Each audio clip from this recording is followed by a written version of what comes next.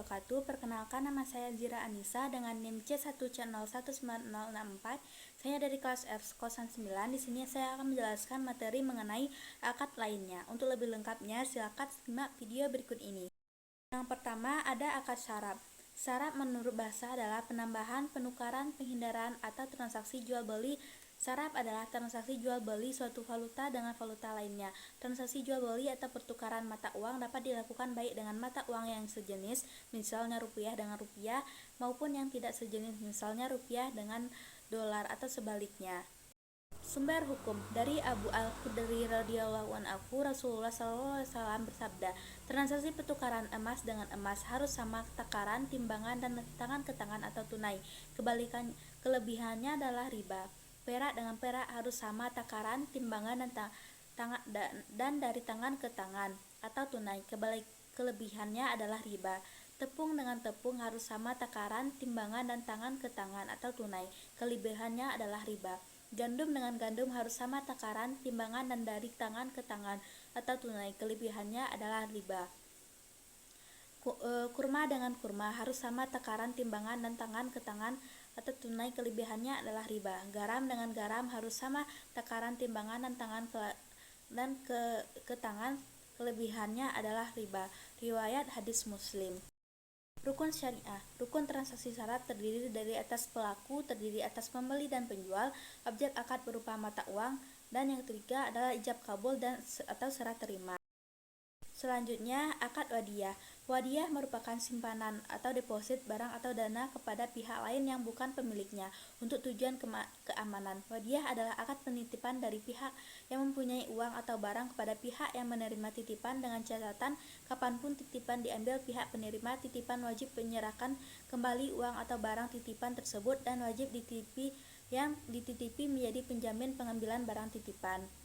Sumber hukum Al-Quran, sesungguhnya Allah menyuruh kamu menyampaikan amanat kepada yang berhak menerimanya. Quran Surat 4 ayat 58. Hadis, tunaikanlah amanat itu kepada orang yang memberi amanat kepadamu, dan jangan kamu mengkhianati orang yang mengkhianatimu. Riwayat hadis Abu Dawud dan Al-Tirmizi.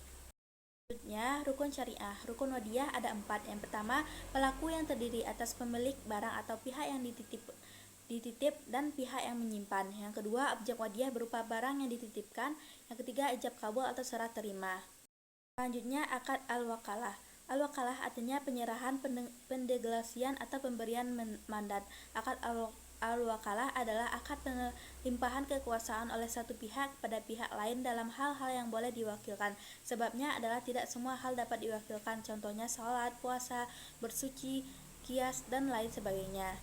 Sumber hukum, yaitu dari hadis diriwayatkan dari Burs bin Ibnu Sa'di al-Malik berkata, Umar memperkerjakan saya untuk mengambil sedekah atau zakat. Setelah selesai dan sesudah saya menyerahkan zakat kepadanya, memerintahkan agar saya diberi imbalan. Saya berkata, saya bekerja hanya karena Allah.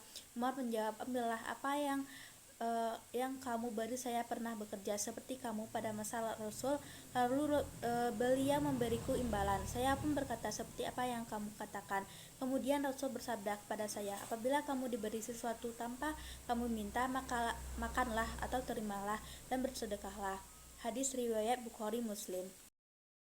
Selanjutnya, rukun syariah. Rukun wakalah ada 3. Yang pertama, pelaku yang terdiri dari pihak pemberi kuasa dan pihak yang diberi kuasa. Yang kedua, objek akad berupa barang atau jasa. Dan yang terakhir adalah ijab kabul atau serah terima. Selanjutnya, akad al-kafalah.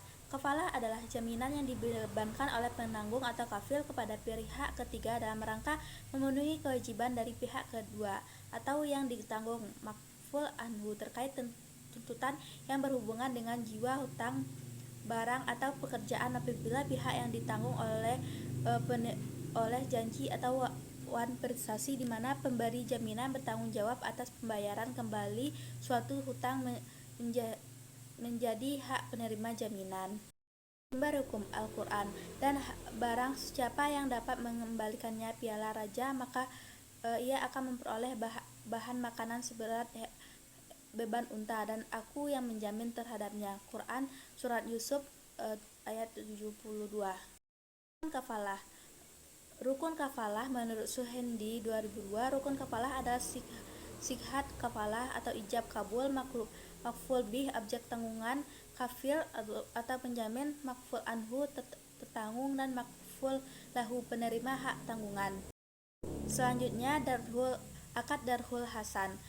Qardul hasan adalah pinjaman tanpa dikenai biaya atau hanya wajib membayar sebesar pokok utangnya. Pinjaman qardul bertujuan dibebankan pada orang yang membutuhkan atau tidak memiliki kemampuan finansial untuk tujuan sosial atau kemanusiaan. Selanjutnya sumber hukum, yaitu Al-Quran. Dan jika ia orang yang berhutang itu dalam kesulitan, berikanlah tangguhan sampai ia berkelapangan, dan menyedekahkan sebagian atau semua hutang itu lebih baik bagimu jika kamu mengetahui. Quran surat 2 ayat 280. Selanjutnya rukun syariah. Rukun qardul hasan ada 3. Yang pertama, pelaku yang terdiri dari pembeli dan penerima pinjaman. Yang kedua, objek akad berupa uang yang dipinjamkan. Dan yang ketiga, ijab kabul atau serah terima. Akad al-hiwalayah. Hiwalayah secara harfiah artinya pengalihan, pemindahan, perubahan warna kulit atau memikul sesuatu di atas pundak. Objek yang dialihkan dapat berupa utang atau piutang. Jenis akad ini pada dasarnya adalah akad tabaru yang bertujuan untuk saling tolong-menolong untuk menggapai ridho Allah. Selanjutnya sumber hukum. Dasar hukum hiwalah adalah hadis Nabi Muhammad SAW sebagai berikut. Menunda pembayaran bagi orang yang mampu adalah kezaliman, dan jika salah seorang kamu dialihkan atau dihiwalayahkan kepada orang yang kaya yang mampu, maka turunlah atau menerima pengalihan tersebut. Hadis riwayat Bukhari Muslim. Selanjutnya rukun syariah. Rukun hiwayah ada 3. Yang pertama, pelaku yang terdiri atas pihak yang berutang atau berpiutang atau muhil. Yang kedua, pihak yang berpiutang atau berhutang atau muhal. Yang ketiga, pihak pengambilan alih utang atau piutang atau muhal alihi. Selanjutnya objek akad, ada utang, adanya piutang. Yang ketiga, ijab kabul. Selanjutnya akad al-rahan. Rahan secara harfiah adalah tetap, kekal, dan jaminan secara istilah. Rahan adalah apa yang disebut dengan benar barang jaminan, anggungan, atau tangguhan. Rahan yaitu menahan barang sebagai jaminan atau utang. Akad rahan juga diartikan sebagai sebuah perjanjian pinjaman dengan jaminan atau dengan melakukan penahanan harta milik si peminjam sebagai jaminan atas pinjaman yang diterima. Hukum Al-Quran. Jika kamu dalam perjalanan dan bermuamalah tidak secara tunai, sedangkan kamu tidak memperoleh seorang penulis, maka hendaklah ada barang tangguhan yang dipegang oleh yang berpiutang. Quran surat 2 ayat 283. Selanjutnya rukun syariah. Pelaku terdiri atas pihak yang menggadaikan dan pihak yang menerima gadai. Yang kedua, objek akad berupa barang yang digadai dan utang. Yang ketiga, ijab kabul atau serah terima. Akad ju'alah. Ju'alah berasal dari ja'alah yang memiliki banyak arti. Ju'alah ibalan meletakkan, membuat, menasabahkan. Menurut fikih diartikan sebagai suatu tanggung jawab dalam bentuk janji memberikan hadiah tertentu secara sukarela terhadap orang yang berhasil melakukan perbuatan atau memberikan jasa yang belum pasti dapat dilakukan atau dihasilkan sesuai dengan yang diharapkan. Jika dikaitkan dengan hukum positif, maka akad ju'alah bisa dianalogikan dengan sembara, imbalan, upah, atau perlombaan. Sumber hukum, yaitu Al-Quran. Penyeru itu berkata, kami kehilangan piala raja, dan siapa yang dapat mengembalikannya akan memperoleh bahan makanan atau seberat beban unta, dan aku menjamin terhadapnya. Quran surat 12 ayat 71. Rukun syariah. Rukun ju'alah dapat ada 4. Yang pertama, pihak yang membuat sayembara. Yang kedua, objek akad berupa pekerjaan yang harus dilakukan. Yang ketiga, hadiah yang akan diterima. Dan ada istighad dari pihak yang menjanjikan.